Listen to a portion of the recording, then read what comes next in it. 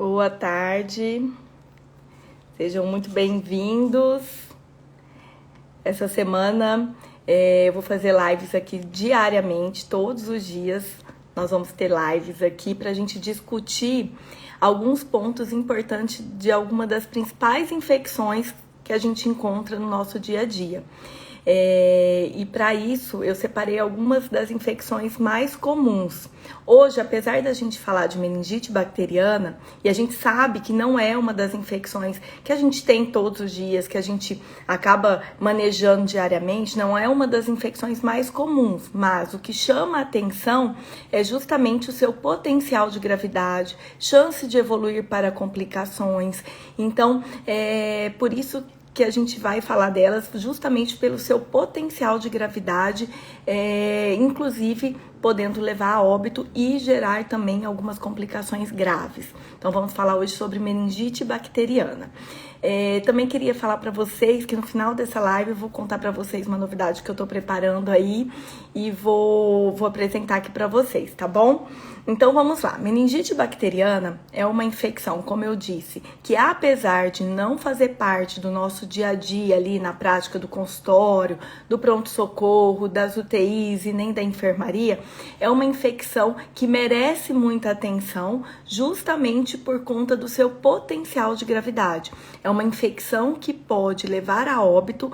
É uma infecção que também, mesmo que tratada corretamente, também pode deixar muitas sequelas. Então, merece toda a nossa atenção e discussão. Bom, então, meningite nada mais é do que a inflamação das meninges e pode ser causada por vários micro-organismos, dentro deles as bactérias, que é o que a gente vai falar hoje, das meningites bacterianas, mas também pode ser causada por vírus, por fungos e também até mesmo tuberculose. É claro que meningite fúngica é muito mais comum nos pacientes imunossuprimidos e tuberculose também tem uma apresentação clínica mais específica. Mas se a gente for falar aqui de infecção de sistema nervoso central, realmente daria várias lives, várias horas, porque é um capítulo imenso na infectologia e na neurologia. Então vamos nos ater hoje à meningite bacteriana. Então, começando pelos principais patógenos, quais são as principais bactérias que fazem essa meningite? A gente tem 3 principais bactérias, Streptococcus pneumoniae, que é o pneumococo, Neisseria meningitis, que é o meningococo, e o Haemophilus influenza. Apesar que depois da disseminação, do avanço da vacina contra Haemophilus caiu muito como causa de meningite bacteriana, mas ainda é uma bactéria, justamente pelo seu poder de causar doenças invasivas, que também faz bastante meningite bacteriana. Então essas são as 3 principais bactérias que fazem meningite bacteriana: pneumococo, meningococo e Haemophilus influenza. Como que é o quadro clínico dessa infecção? É um paciente que vai se apresentar de uma forma, de um quadro já agudo, com febre, cefaleia, náuseas, vômitos. Então, o clássico da meningite é esse: febre, cefaleia e vômito, né? Que é o que a gente considera a tríade clássica do quadro clínico da meningite. Além do que, o paciente pode apresentar também alterações do sistema nervoso central, como sonolência, ou agitação, ou confusão mental, ou já apresentar o quadro com crises convulsivas. E no exame físico, esse paciente pode estar em regular estado geral, pode apresentar sinais de irritação meníngea. O que é isso? No exame físico você vai perceber rigidez de nuca, sinal de Brudzinski, sinal de Kern, ou seja, há uma inflamação da meninge causando então uma hipersensibilidade, fazendo então sinais meníngeos. Isso é o quadro clássico de uma meningite, principalmente da meningite bacteriana. Então, febre, cefaleia e vômitos, e não necessariamente, gente, esperar aquele vômito em jato. O paciente chega muitas vezes sonolento ou muito agitado, referindo cefaleia, febre e com história de náusea e vômito. No exame físico, sempre pesquisar sinais de irritação meníngea. Então, o paciente muitas vezes vai ter rigidez de nuca, vai ter sinal de Brudzinski, sinal de Kern, que são os clássicos da irritação meníngea. A partir dessa suspeita clínica, eu preciso partir para a minha confirmação diagnóstica. E aí eu tenho que lançar mão de alguns exames. Exames laboratoriais, como hemograma, provas inflamatórias, função hepática, função renal, eletrólitos, são importantes principalmente para me ajudar a afirmar o diagnóstico de uma infecção bacteriana, que geralmente eu tenho o quê? Uma leucocitose, geralmente com desvio à esquerda, ou seja, uma leucocitose muitas vezes com polimorfos nucleares, né, mais com neutrofilia. PCR e VHS geralmente estão aumentados, e é importante também eu estratificar esse doente. A meningite bacteriana, por si só, já é uma doença grave. Então, eu preciso avaliar melhor esse doente, avaliando, então, função hepática, função renal e dosagem de eletrólitos, porque é um paciente que eu vou precisar internar e eu preciso monitorizá-lo de uma forma ampla. Além dos exames laboratoriais, eu preciso, então, do exame principal, que é a punção do líquor. Eu preciso analisar esse líquor cefalorraquidiano. Eu preciso fazer uma análise para confirmar a minha hipótese diagnóstica, que esse líquor está inflamado, e tentar identificar qual que é a bactéria. Então, eu vou colher o líquor e vou fazer uma análise da citologia, que geralmente tem leucócitos aumentados, as custas de polimorfos nucleares, há um aumento de proteínas e um consumo de glicose. Esse é o líquor clássico da meningite bacteriana. Então, o líquor, geralmente, ele não tem células. A proteína, quando você tem um aumento da permeabilidade ali na barreira hematoencefálica, há, então, uma passagem de proteínas para dentro do espaço. Então, há um aumento de proteínas e a bactéria, ela consome glicose como sua fonte de energia. Por isso que o líquor, a gente vai ver o quê? Aumento de leucócitos, as custas de polimorfonucleares, aumento de proteínas e consumo de glicose. Então, a glicose geralmente está baixa, justamente por isso, porque há uma inflamação, então há aumento de proteínas. E a bactéria, ela consome glicose como sua fonte de energia. Então, esse é o clássico de um líquor, de uma infecção bacteriana. Certo? Então, são os exames principais. Hemograma, bioquímica, que vai me ajudar a afirmar esse diagnóstico e estratificar esse doente, além do que fazer o líquor, que vai me ajudar a afirmar o diagnóstico, além de isolar a bactéria. Além desses exames mais clássicos, celularidade, proteínas, né, análise de celularidade e bioquímica do líquor, eu posso fazer também a bacterioscopia, que nada mais é do que uma coloração de Gram no espécime clínico, que no caso é o líquor. E aí eu posso, nesse exame direto, já em questão de poucas horas, já ter uma análise se nesse líquor eu tenho presença de qual bactéria. Então, muitas vezes aí o microbiologista vai te ligar e vai falar assim, olha, eu encontrei na bacterioscopia cocos gram positivos. O que deve ser isso? Provavelmente, então, é um pneumococo, porque o Streptopneumoniae, eles são cocos gram positivos. Já se o laboratório te falar, olha, encontrei cocos gram negativos, provavelmente é meningococo. Ou se ele falar, não, encontrei bacilos gram negativos, provavelmente hemófilos influenza. Então, isso já te guia para um possível agente etiológico como causador dessa meningite bacteriana. Além de tudo, além da bacterioscopia, encaminhar também o material do líquor para a cultura, que vai sim conseguir, se houver crescimento, vai então isolar a bactéria e, acima de tudo, falar qual que é o perfil de sensibilidade, qual que é o melhor antibiótico contra essa bactéria. Então, líquor, análise de celularidade bioquímica, bacterioscopia para já tentar no exame direto, tentar identificar qual que é a bactéria que está fazendo essa infecção e também encaminhar esse material para a cultura, que vai conseguir então isolar a bactéria e também te passar um perfil de sensibilidade dessa bactéria. certo? Então, a partir da suspeita clínica, a gente vai para o diagnóstico, que é através principalmente da análise do líquor cefalorraquidiano, certo? E aí, vamos para o tratamento. Então, baseado no diagnóstico clínico, com a análise do líquor, o material já foi encaminhado para a cultura. Também quando você recebe esse paciente, o ideal, sempre que possível, também colher 2 hemoculturas, porque é um paciente grave, febril, que pode a gente conseguir isolar essa bactéria também através da hemocultura.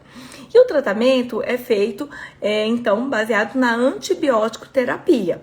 E os princípios básicos da antibiótico terapia na meningite, a gente tem que obedecer. Como se trata de uma infecção grave, eu sempre vou internar esse paciente e começar um antibiótico endovenoso, certo? Então, antibiótico terapia endovenosa, bactericida e que atravessa a barreira hematoencefálica. Então, esses são os princípios básicos da antibiótico terapia na meningite bacteriana. Então, antibiótico bactericida que atravessa a barreira hematoencefálica e sempre endovenoso, porque eu preciso entender que é uma infecção grave, eu preciso internar esse paciente, monitorizar, e a antibiótico terapia tem que ser endovenosa para que eu possa garantir melhor concentração no local da infecção, que é no sistema nervoso central. Então, esse antibiótico precisa atravessar a barreira hematoencefálica. Então, esses são os princípios básicos. Como é uma infecção grave, eu não tenho como aguardar a cultura. Então, eu vou começar a antibiótico terapia de forma empírica. Então, eu vou internar o paciente e vou pensar no antibiótico que vai cobrir essas 3 principais bactérias: pneumococo, meningococo e hemófilos influenza. Então, a minha antibiótico terapia inicial ela é empírica, e depois, com o resultado da hemocultura, aí da hemocultura, se caso isolar, ou o resultado da cultura do líquor, aí eu vou ajustar o antibiótico conforme a bactéria isolada e conforme o perfil de sensibilidade. Então, empiricamente, o antibiótico de escolha, o preconizado hoje, é a ceftriaxona, que é uma cefalosporina de 3ª geração que cumpre esses 3 requisitos básicos da antibiótico terapia, que é bactericida, penetra bem a barreira hematoencefálica, é endovenoso e também tem ação contra essas 3 principais bactérias que mais causam a meningite. Novamente, pneumococo, meningococo e hemófilos influenza. Então, a cefalosporina de 3ª geração, a ceftriaxona, é o antibiótico mais utilizado para o tratamento da meningite bacteriana. E a gente faz dose dobrada, né? Então, eu tô falando aqui de infecções em adultos. Então, a dose é 2 gramas de 12 em 12 horas. Esse paciente vai ser internado e aí, como eu ainda não sei qual que é a bactéria que está causando e há uma chance de meningococo, a gente sempre isola esse paciente, né? Então, eu vi aí que perguntaram, então sempre a gente vai fazer o isolamento desse paciente. Esse isolamento é feito, a precaução que a gente utiliza é gotículas, tá? Então, porque é uma bactéria que transmite através de gotículas.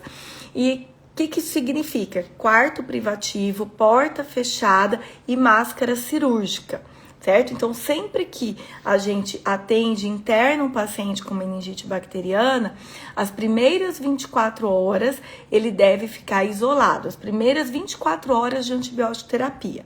Depois de 24 horas de antibiótico, né, da ceftriaxona, já fez as 24 horas iniciais, o paciente pode ter o seu isolamento suspenso, mas as primeiras 24 horas ele deve ficar em isolamento de gotículas, tá certo? E o tratamento empírico até que saia o resultado da cultura. Baseado na bactéria isolada, a gente vai, então, a gente pode utilizar alguns antibióticos mais específicos. Então, se for um meningococo, a gente pode, então, deixar ou penicilina cristalina ou ampicilina. Também está correto, porque tem uma boa cobertura contra o meningococo. Hemófilos, o melhor é ceftriaxona mesmo. Pneumococo, ou penicilina cristalina ou ceftriaxona. E listéria, que é uma outra bactéria que é importante a gente comentar aqui, porque é uma bactéria que é comum no idoso, e pacientes com comorbidades. Então, a gente tem que lembrar dessa bactéria. E por que é importante a gente falar dela? Porque além dela ser relativamente comum nesse grupo de pacientes idosos e com comorbidades, a ceftriaxona não tem cobertura.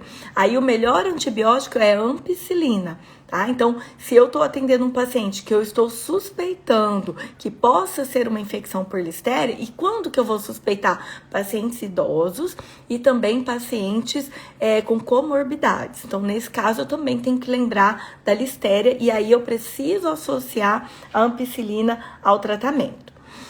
E para finalizar, uma última situação, que é a questão do corticoide. Como a infecção ali no sistema nervoso central, a multiplicação das bactérias e também até a ação do antibiótico fazendo lise bacteriana, tudo isso causa uma resposta inflamatória, uma cascata inflamatória muito grande. Isso gera e pode causar, aumenta então a chance de sequelas neurológicas. Então, há uma questão sempre bastante controversa e o uso do corticoide. Então, alguns estudos já foram feitos e o que ficou determinado é que o corticoide tem benefício principalmente nas meningites bacterianas causadas pelo pneumococo e Haemophilus influenza. Aí nas infecções causadas por essas bactérias, o corticoide tem sim indicação com uma chance de diminuir justamente essas sequelas neurológicas. Então, meningite bacteriana por pneumococo e hemófilos, a gente usa corticoide. Qual corticoide? A dexametasona, que é a que tem melhor penetração ali na barreira hematoencefálica. Então, a dexametasona é o corticoide de escolha para tentar diminuir esse processo inflamatório e, com isso, diminuir a chance de sequelas neurológicas nas infecções do sistema nervoso central causada pelo pneumococo e pelo Haemophilus influenza. Então, aí a gente vai utilizar a dexametasona na dose de 10 miligramas de 6 em 6 horas por 4 dias. Uma outra coisa, mas o paciente chegou, eu não sei se o tratamento é empírico, eu ainda não sei qual que é a bactéria que está causando essa infecção. Então, aí, a gente pode utilizar a dexametasona empiricamente até sair o resultado, ou às vezes até sair a bacterioscopia. Então, às vezes o paciente, o laboratório já te fala que tem diplococos gram-negativos, ou seja, meningococo. E muitas vezes você está examinando esse paciente e você está vendo, muitas vezes, petequias, equimoses, o que fala a favor também de meningococcemia. Então, aí nesse caso, não tem benefício fazer o corticoide, que é a dexametasona. Perguntaram aqui a dose, 10 miligramas de 6 em 6 horas por 4 dias. E a dose inicial já vai com a primeira dose do antibiótico. Tá certo? Então, o corticoide tem suas indicações, principalmente nessas situações. E a profilaxia, a quimioprofilaxia, a gente faz aos profissionais que tiveram um contato mais íntimo com esse paciente. O paciente é o profissional que muitas vezes intubou, ajudou, auxiliou ali na intubação. Então, esses profissionais vão ter indicação de fazer quimioprofilaxia. Quando também a infecção for causada por meningococo ou Haemophilus influenza, mas se tiver crianças não vacinadas em casa. Então, tem as suas indicações específicas. Por exemplo, meningite por pneumococo não tem indicação de fazer quimioprofilaxia. E sim, principalmente nas infecções do sistema nervoso central causada pelo meningococo. Nessas situações, sim, tem indicação da quimioprofilaxia. Não para quem, muitas vezes, mal chegou perto do paciente, né? São para os profissionais que tiveram um contato mais próximo do doente. Aqueles profissionais que colheram sangue, que ajudaram numa reanimação, ajudaram numa intubação. Então, nesses profissionais, sim, tem a indicação de utilizar a quimioprofilaxia. Tá certo? Então, sobre meningite, mais ou menos era isso o que eu queria conversar com vocês. Principais bactérias, isso a gente tá falando, gente, de meningite bacteriana, daquela vindo da comunidade.